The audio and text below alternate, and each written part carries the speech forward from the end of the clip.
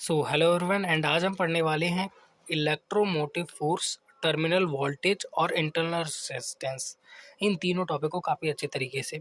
अब इसे जो पिछला लेक्चर हुआ था उसके अंदर मैंने इलेक्ट्रोमोटिव फोर्स को बताया था और सेल के मैकेनिज्म के बारे में भी आपको थोड़ी बहुत जानकारी दे दी थी, क्योंकि वो सेल की स्टार्टिंग थी इसीलिए मैंने ज़्यादा कुछ वहाँ पर कवर नहीं कराया। अब यहाँ पर मैं टॉपिक को स्टार्ट करने से पहले आपको बता दूँ, ये 12th फिजिक्स का यानी 12वीं की भौतिकी का अध्याय 3 विद्युत धारा या फिर बोला जाए तो करंट इलेक्ट्रिसिटी जो चैप्टर है उनके टॉपिक हैं। और हिंदी मीडियम में यहाँ पर ये लेक्चर कवर होने वाला है, साथ साथ इंग्लिश में भी मैं आपको बताते रहूँगा। अब इससे पिछले जितने भी लेक्चर हैं, जैसे कि चैप्टर 2 का, चैप्टर 1 के जितने भी लेक्चर हैं, ये सभी प्लेलिस्ट में अपलोडेड हैं, इनके नोट्स भी अपलोडेड हैं। अगर आपने उनको देख लिया है तो ये टॉपिक काफ़ी अच्छी तरीके से आपको क्लियर हो जाएगा। तो नोट्स और टॉपिक से अच्छे तरीके से पढ़ाई करें और उसके बाद वन शॉट से रिवीजन भी कर सकते हैं, वन शॉट भी अपलोड है, फिर जाकर आप चैप्टर 3 को स्टार्ट करें। ओके, नाउ आज का जो टॉपिक होने वाला है वो होने वाला है इलेक्ट्रोमोटिव फोर्स, जिसे हिंदी में बोले तो विद्युत वाहक बल, टर्मिनल वोल्टेज यानी कि टर्मिनल विभवांतर और इंटरनल रेजिस्टेंस यानी कि आंतरिक प्रतिरोध। अब इन तीनों टॉपिक को मैं चाहूँ तो आपको अलग अलग करवा सकता हूँ और काफ़ी अच्छे तरीके से क्लियर करा सकता हूँ, लेकिन ये जो तीनों टॉपिक हैं एक ही ताली के चट्टे बट्टे हैं। यानी कि अगर मैंने आपको सेल का मैकेनिज्म यहाँ पर लिखूँ तो बढ़िया रहेगा। जो सेल का मैकेनिज्म होता है, जैसे सेल आपने देखा है ना, आपकी बैटरी के अंदर होता है एवरीडे का सेल, ड्यूरा सेल, ये आपकी टॉर्च के अंदर डाले जाते हैं। और भी कई तरीके के सेल आते हैं या बैटरी बोला जाए, तो इनमें से किसी भी मैं एक का आपको मैकेनिज्म बता दूंगा, गैल्वेनिक सेल या डैनियल सेल। तो उसके बाद मैं वहाँ पर आपको अच्छी तरीके से एक्सप्लेन कर दूंगा कि ये तीनों चीज़ें होती क्या हैं, तो आप इनको एक बार में समझ जाओगे। अभी थोड़ा सा स्ट्रेस मत क्रिएट करना, अभी मैं आपको बताऊंगा तो सब समझ में आ जाएगा। तो मैं अलग अलग समझाने की बजाय इनको एक साथ समझाऊंगा और काफ़ी अच्छे तरीके से आपको क्लियर करा दूंगा। पहले मेरा आपसे एक क्वेश्चन है, ये एक तार है, एल्यूमिनियम या कॉपर या आपके घर में नॉर्मल जो डोरी लगी हुई होती है ना, वो है ये। अब मैं चाहता हूँ इसके अंदर करंट फ्लो करना, यानी विद्युत धारा का फ्लो करना। विद्युत धारा को आई से दर्शाते हैं, ऑल यू नो दैट, आपने पिछले लेक्चर देख लिए हैं। तो वो मैं कैसे प्रवाहित कर सकता हूँ? अगर आपने पिछले लेक्चर देखे हैं तो आप बोलोगे सर यहाँ पर आप कोई बैटरी ऐड कर दो या कुछ भी ऐड कर दो, इससे इसके अंदर विद्युत धारा का प्रवाह होने लगेगा। नाउ मेरा क्वेश्चन आपसे ये है, विद्युत धारा होती क्या है? तो उसका सिंपल सा आंसर है, विद्युत धारा क्या होती है? इलेक्ट्रॉन्स का प्रवाह, आवेश का प्रवाह। मतलब कुल मिलाकर देखा जाए तो अगर आवेश का प्रवाह हो रहा है यानी विद्युत धारा का प्रवाह हो रहा है। अब आवेश किसके ऊपर होता है? इलेक्ट्रॉन्स के ऊपर होता है नेगेटिव आवेश और प्रोटॉन के ऊपर होता है पॉजिटिव आवेश, आप जानते हो अच्छे तरीके से। अब इलेक्ट्रॉन जिस दिशा में गति करते हैं उसकी विपरीत दिशा में विद्युत धारा का प्रवाह होता है। इस बात को अच्छे तरीके से याद कर लेना, यानी इलेक्ट्रॉन के ऊपर होता है नेगेटिव आवेश, तो जिस दिशा में नेगेटिव आवेश गति करता है उसकी विपरीत दिशा में विद्युत धारा का प्रवाह होता है।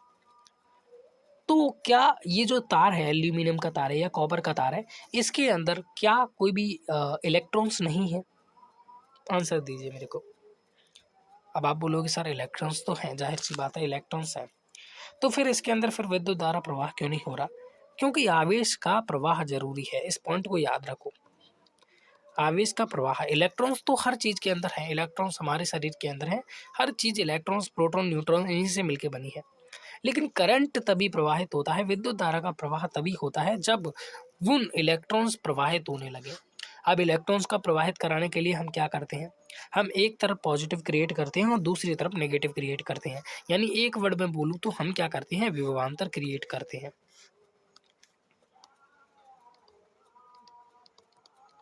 विभवांतर में क्या होता है?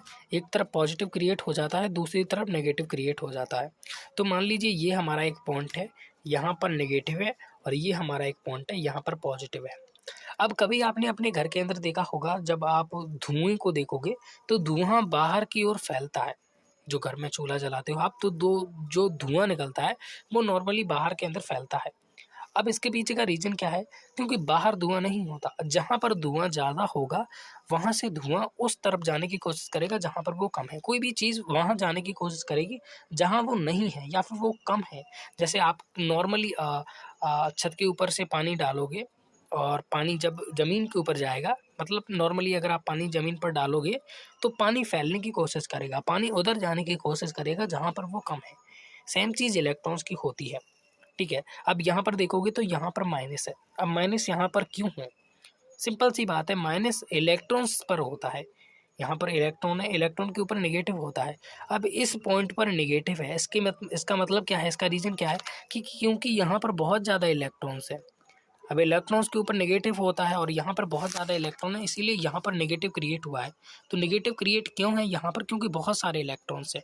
तो अब इलेक्ट्रॉन्स किधर जाएंगे, इलेक्ट्रॉन्स उधर जाना पसंद करेंगे जहाँ पर वो कम है, यानी माइनस से प्लस की तरफ। और पिछले चैप्टर के अंदर मैं आपको इनको कवर करा चुका हूँ। तो जो इलेक्ट्रॉन्स हैं वो माइनस से प्लस की तरफ जाने लगेंगे अब। क्यों, क्योंकि इधर इलेक्ट्रॉन्स की संख्या बहुत है, जबकि इधर पॉजिटिव है। देखो, माइनस का मतलब होता है इलेक्ट्रॉन्स बहुत ज़्यादा हैं और पॉजिटिव का मतलब होता है इलेक्ट्रॉन्स बहुत कम है। तो यहाँ पर देखोगे तो माइनस है, माइनस यानी इलेक्ट्रॉन्स बहुत ज़्यादा है। यहाँ पर देखोगे तो पॉजिटिव है, पॉजिटिव यानी इलेक्ट्रॉन्स बहुत कम है। तो इलेक्ट्रॉन्स जहाँ ज़्यादा हैं वहाँ से उधर जाने की कोशिश करेंगे जहाँ पर वो कम है। तो इलेक्ट्रॉन जाएंगे इधर। और विद्युत धारा का प्रवाह किधर होता है, इलेक्ट्रॉन्स की गति की दिशा के विपरीत। तो इलेक्ट्रॉन्स इधर जा रहे हैं तो विद्युत धारा का प्रवाह इधर होगा, प्लस से माइनस की तरफ। तो प्लस के माइनस की तरफ विद्युत धारा प्रवाहित होने लगी। अब एक बात तो समझ में आ गई सर, कि अगर हम विभवांतर क्रिएट कर देते हैं तार के बीच में तो फिर इलेक्ट्रॉन्स प्रवाहित होने लगेंगे और फिर विद्युत धारा भी प्रवाहित होने लगेगी, क्योंकि इलेक्ट्रॉन की गति के विपरीत विद्युत धारा का प्रवाह होता है। तो किसी भी तरीके से हमें विभवांतर क्रिएट करना है। अब विभवांतर क्रिएट हो तो हो कैसे, इस पोटेंशियल डिफरेंस को क्रिएट कैसे किया जाए, ये काम करता है हमारा सेल। जैसे कि मैंने यहाँ पर एक सेल लिया है।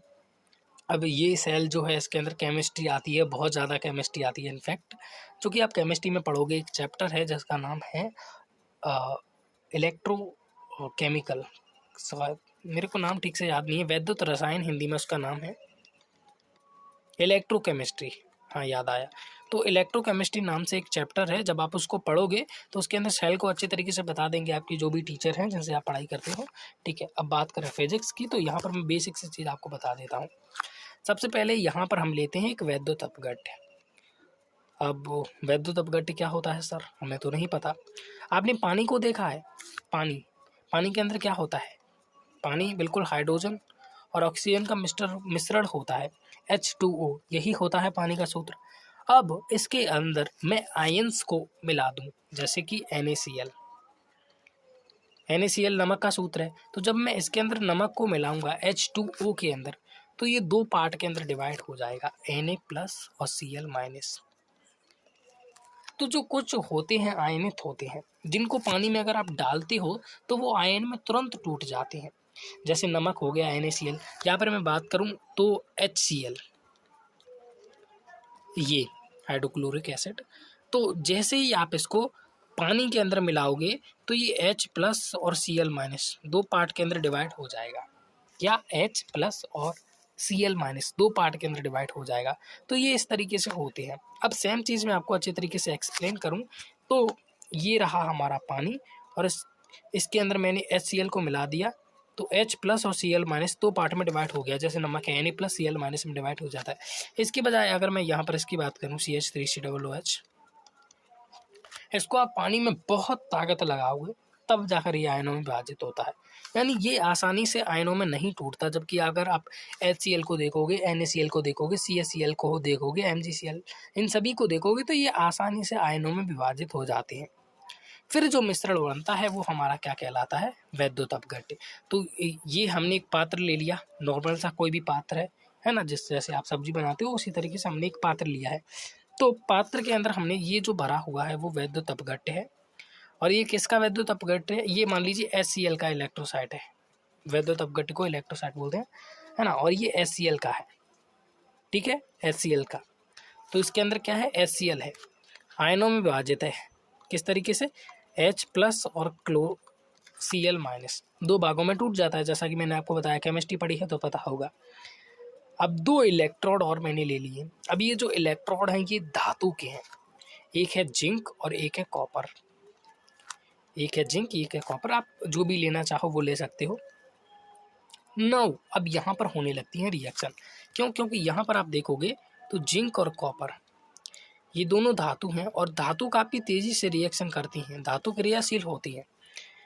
इसके अलावा अगर आप देखोगे तो यहाँ पर ये आयनों में विभाजित हैं, H प्लस और Cl माइनस, यानी यहाँ पर रिएक्शन होना तो निश्चित है। अब रिएक्शन किस तरीके से होती है यहाँ पर आपको समझना है।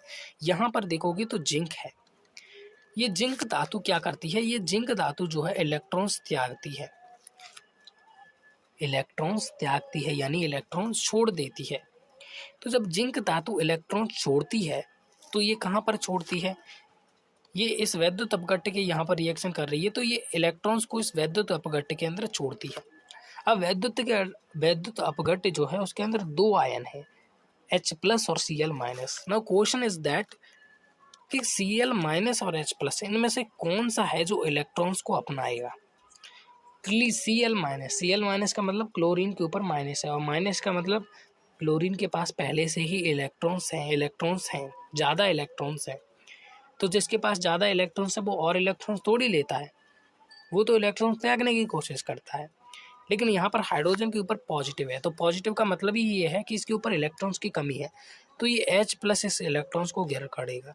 तो Zn क्या कर रहा है, जिंक जो है ये इलेक्ट्रॉन्स त्याग रहा है, और यहाँ पर ये जो हाइड्रोजन है ये इलेक्ट्रॉन्स ग्रहण कर रहा है। तो जब Zn जो है जिंक इलेक्ट्रॉन्स को त्यागेगा तो जिंक के ऊपर कौन सा आवेश आएगा, देखो इलेक्ट्रॉन्स के ऊपर होता है नेगेटिव आवेश, तो जब इलेक्ट्रॉन ज़्यादा होते हैं तो कौन सा आवेश आता है, नेगेटिव। लेकिन जब इलेक्ट्रॉन्स चले जाते हैं तो फिर कौन सा आवेश आता है, पॉजिटिव। तो जिंक जितने इलेक्ट्रॉन त्यागेगा उतना ही उसके ऊपर पॉजिटिव क्रिएट होगा। तो यहाँ पर ये जो जिंक धातु है इसके ऊपर पॉजिटिव क्रिएट होता जा रहा है, और ये इलेक्ट्रॉन्स जो है त्यागता जा रहा है। अब सेकेंड भाई साहब है हमारे कॉपर। कौन है, कॉपर। ये भी धातु है, और यहाँ पर क्लोरीन भाई साहब को देखें तो इनके पास एक्स्ट्रा इलेक्ट्रॉन है, क्योंकि इनके ऊपर माइनस है तो माइनस यानी एक्स्ट्रा इलेक्ट्रॉन है। तो अब कॉपर कहेंगे, जिंक ने तो रिएक्शन कर ली, अब हम क्या करें, हमें भी रिएक्शन करनी है। तो कॉपर क्या करेंगे, ये जो इलेक्ट्रॉन्स हैं क्लोरीन से ले लेंगे। तो यहाँ पर हो क्या रहा है, मैकेनिज्म को अगर आप देखोगे तो जिंक इलेक्ट्रॉन दे रहा है और H प्लस उसको ले रहा है, और यहाँ पर क्लोरीन इलेक्ट्रॉन्स दे रहा है और कॉपर उनको ले रहा है। तो इस मैकेनिज्म को काफ़ी अच्छी तरीके से समझने की कोशिश करें एक बार। जिंक ने दिए इलेक्ट्रॉन्स, हाइड्रोजन ने लिए, और क्लोरीन ने दिए इलेक्ट्रॉन्स, कॉपर ने लिए। तो यहाँ पर रिएक्शन हो रही है। अब यहाँ पर जिंक इलेक्ट्रॉन दे रहा है, हाइड्रोजन ले रहा है, तो जिंक के ऊपर कौन सा आवेश आता जा रहा है, पॉजिटिव। क्यों, क्योंकि वो इलेक्ट्रॉन्स त्याग रहा है। अब क्लोरीन के ऊपर इलेक्ट्रॉन है, क्लोरीन नेगेटिव है, लेकिन यहाँ पर कॉपर भाई साहब क्या कह रहे हैं, मुझे इलेक्ट्रॉन्स दो। तो कॉपर क्लोरीन से इलेक्ट्रॉन ले रहा है, तो इलेक्ट्रॉन लेने से कौन सा आवेश आता है, इलेक्ट्रॉन के ऊपर नेगेटिव होता है, तो कॉपर के ऊपर नेगेटिव। यानी इन दोनों छड़ों के ऊपर रिएक्शन होने लगी, और जिंक के ऊपर प्लस क्रिएट हो गया और कॉपर के ऊपर माइनस क्रिएट हो गया। अब इन दोनों को मैंने एक तार से अटैच कर दिया, तो अब यहाँ पर माइनस है और यहाँ पर प्लस है। तो ये जो माइनस है, माइनस क्यों है, क्योंकि कॉपर के पास इलेक्ट्रॉन ज़्यादा है, इसने क्लोरीन से ले लिए, और ये जो जिंक है, ये जिंक इसने इलेक्ट्रॉन्स दे दिए तो उसके ऊपर प्लस ज़्यादा है। तो कॉपर के ऊपर जो इलेक्ट्रॉन्स ज़्यादा हैं वो किधर जाने की कोशिश करेंगे, जिंक के पास, क्योंकि जिंक के पास इलेक्ट्रॉन्स की कमी है, उसके ऊपर पॉजिटिव आवेश है। तो विद्युत धारा का प्रवाह किधर से किधर होगा, प्लस से माइनस की तरफ, क्योंकि इलेक्ट्रॉन्स जाएंगे माइनस से प्लस की तरफ, और इसके विपरीत दिशा में क्या होगा, हमारा प्रवाह होगा विद्युत धारा का। और जब इस तरीके से प्लस से माइनस की तरफ सेल में विद्युत धारा प्रवाह होता है, यानी कि ये जो सेल है हमारा ये चार्ज हो रहा है। इसको फिर कभी एक्सप्लेन करूंगा मैं आपको, फिलहाल इतना समझ लीजिए कि जब प्लस से माइनस की तरफ विद्युत धारा का प्रवाह हो रहा है, इसका मतलब ये है कि सेल चार्जिंग की पोजीशन में होता है। अब जिधर प्लस क्रिएट होता है वो एनोड होता है, जिधर माइनस होता है वो कैथोड होता है। इस पॉइंट को अच्छे तरीके से क्लियर कर लेना। नाउ अब यहाँ पर समझने वाली बात यहाँ पर क्या है, ये इलेक्ट्रॉन्स कॉपर जितना ज़्यादा लेगा उतनी ही ज़्यादा इलेक्ट्रॉन्स स्थानांतरित करेगा, और जितनी ज़्यादा इलेक्ट्रॉन्स जाएंगे क्वांटिटी में उतनी ही ज़्यादा विद्युत धारा का प्रवाह होगा। तो कुल मिलाकर देखा जाए तो इस बैटरी की एक क्षमता है, क्या है, क्षमता है, एक पावर है। या फिर मैं एक सिंपल से वर्ड में बोलूं, विद्युत धारा का प्रवाह किसके ऊपर डिपेंड करता है, विभवांतर के ऊपर। यानी जितने ज़्यादा इलेक्ट्रॉन्स होंगे उतने ज़्यादा प्रवाहित होंगे, यानी जितना ज़्यादा माइनस और प्लस होगा उतने ही ज़्यादा इलेक्ट्रॉन्स प्रवाहित होंगे। अब ज़्यादा माइनस है यानी ज़्यादा इलेक्ट्रॉन है, तो वो ज़्यादा प्रवाहित होंगे, तो ज़्यादा विद्युत धारा प्रवाहित होगी। जैसे कि आप यहाँ पर देखते हो, आपके घर में ज़्यादा लाइट आ जाती है, इसका मतलब क्या है कि वहाँ पर बहुत ज़्यादा इलेक्ट्रॉन्स प्रवाहित हो रहे हैं। तो वही चीज़ यहाँ पर है, जितने ज़्यादा इलेक्ट्रॉन्स प्रवाहित होंगे उतनी ही तेज़ विद्युत धारा होगी। और ज़्यादा इलेक्ट्रॉन्स कब प्रवाहित होंगे? जब विभवांतर ज़्यादा हो। विभवांतर का मतलब ही ये है माइनस और प्लस, दो विभवों के बीच का अंतर। तो जितना ज़्यादा माइनस और प्लस होगा उतनी ही ज़्यादा क्या होगा? विद्युत धारा का प्रवाह। तो ये जो विभवांतर है बेसिकली यही हमारा क्या कहलाता है? EMF, electromotive force. ईएमएफ विद्युत वाहक बल और इलेक्ट्रोमोटिव फोर्स। अब इसके नाम को अच्छे तरीके से देखो, इलेक्ट्रोमोटिव फोर्स, फोर्स विद्युत वाहक बल, फोर्स यानी बल। अब बल क्या होता है? किसी भी चीज़ के ऊपर ताकत लगाना या किसी भी चीज़ के ऊपर क्षमता लगाना। तो जब सेल का आविष्कार हुआ था, या फिर मैं बोलूं जब सेल बनाया गया था, तो उस समय वैज्ञानिकों के पास इतनी नॉलेज नहीं थी कि वो हर चीज़ के मैकेनिज्म को डीपली समझ पाएँ। तो वो क्या देखते थे कि कोई सेल जो है ज़्यादा विद्युत धारा प्रवाहित कर रहा है, कोई सेल जो है ज़्यादा विद्युत धारा प्रवाहित कर रहा है। अभी मैं आपको बताऊंगा ज़्यादा विद्युत धारा प्रवाह कैसे होती है, कम विद्युत धारा कैसे प्रवाहित होती है। तो कोई सेल ज़्यादा विद्युत धारा प्रवाहित कर रहा है, यानी कि वो ज़्यादा अच्छा है। जैसे आपने नॉर्मली देखा होगा, आपकी जो टॉर्च होती है उसके अंदर एवरीडे के सेल डले हुए हैं, तो वो अच्छे चल रहे हैं और बैटरी काफ़ी तेज़ी से चल रही है। लेकिन वहीं दूसरी कंपनी के आप सेल लाए जो कि अच्छे नहीं है, डुप्लीकेट चीज़ है, और उससे बैटरी अच्छी नहीं चल रही और बहुत ही जल्दी डिस्चार्ज हो जाते हैं, वो कुछ ही समय के लिए चलते हैं। तो इस कंडीशन में आप बोलोगे कि वो ख़राब है। तो ये जो बल नाम पड़ा है, फोर्स नाम पड़ा है, ये ऐसे ही पड़ गया, ऐसे ही पड़ गया, यानी कि ये सेल अच्छा है, यानी इसकी ताकत ज़्यादा है, इसकी कैपेसिटी ज़्यादा है।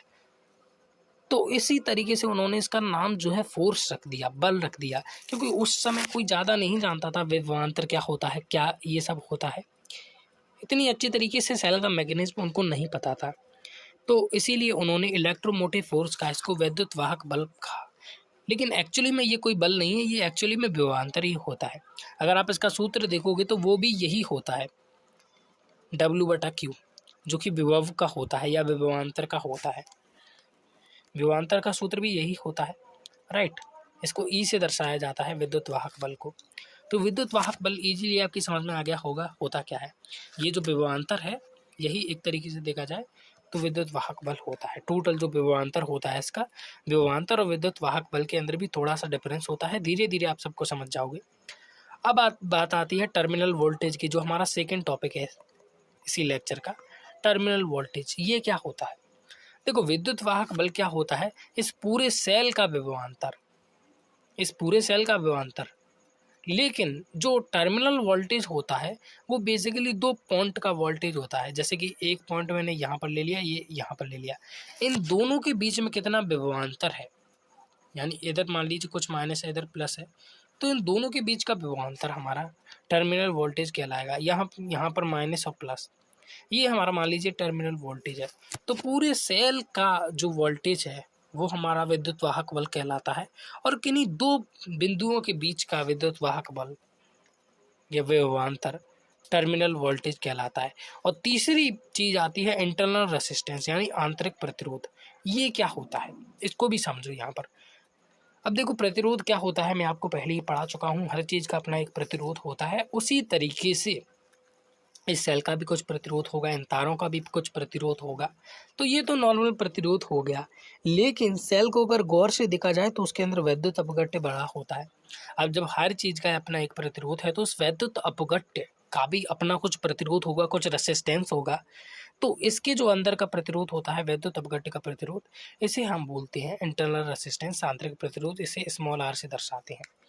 धीरे धीरे जब चैप्टर में आगे बढ़ोगे और लेक्चर देखोगे तो सब कुछ धीरे धीरे क्लियर होता जाएगा, ठीक है।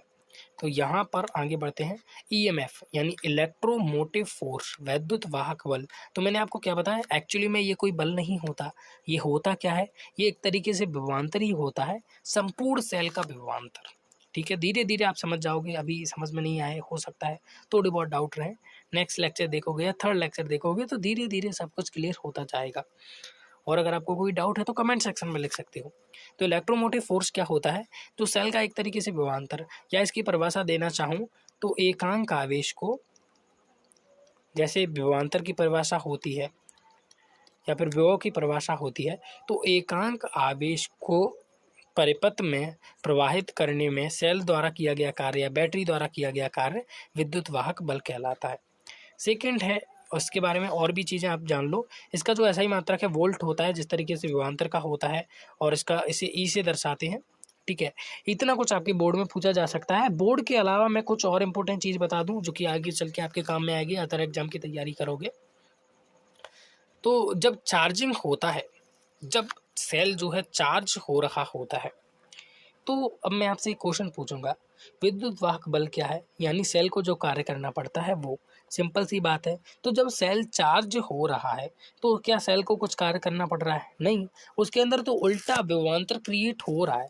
तो उस कंडीशन में सेल को कोई कार्य नहीं करना पड़ता, या एक तरीके से बोला जाए तो जो विभवांतर है वो उसका नेगेटिव हो जाता है, क्योंकि वो क्रिएट हो रहा होता है, डिस्चार्ज नहीं। या फिर आप सिंपल से वे में समझ लो कि जब चार्ज होता है तो वो नेगेटिव होता है, और जब डिस्चार्ज होता है तो विद्युत वाहक बल पॉजिटिव लिया जाता है। जब आप न्यूमेरिकल करोगे ऐसे तो पता चलेगा आपको कि जब सेल चार्ज हो रहा होता है तो विद्युत वाहक बल को हम पॉजिटिव लेते हैं इस तरीके से, और जब डिस्चार्ज हो रहा होता है तो इस तरीके से लेते हैं। इसको ई से दर्शाया जाता है। बेसिकली ई नहीं होता, ये कुछ इस तरीके से बनाया जाता है। ओके, जैसे उल्लू का होता है ना, इसको उल्टा कर दो बस, या फिर 3 को उल्टा कर दो। फिर इसकी डिपेंडेंसी आकार, दूरी और विद्युत अपघट्य। आकार के ऊपर डिपेंड करता है। जैसे यहाँ पर ये जो प्लेट लगी हुई हैं, ये इनका आकार कैसा है, ये कितनी दूरी पर है, और ये जो वैद्युत अपघट्य है ये कौन सा है।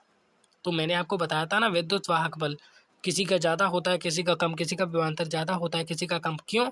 क्योंकि हो सकता है अब जहाँ पर मैंने जिंक और कॉपर की धातु लिए हैं, धातु की छड़ ली हैं, तो वहाँ पर कोई दूसरी ले ली हो, तो इनकी प्रकृति हो, जैसे विद्युत अपघट्य की प्रकृति अलग है, ये दोनों अलग दूरी पर हैं, या इनकी लंबाई अलग है, तो इससे विद्युत वाहक बल प्रवाहित होता है।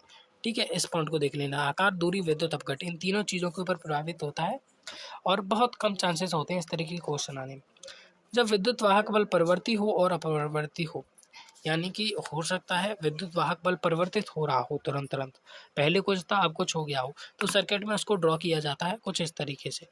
जब आपने पिछले लेक्चर देखे हैं तो इसी तरीके का मैंने परिवर्ती प्रतिरोध के बारे में भी बताया था।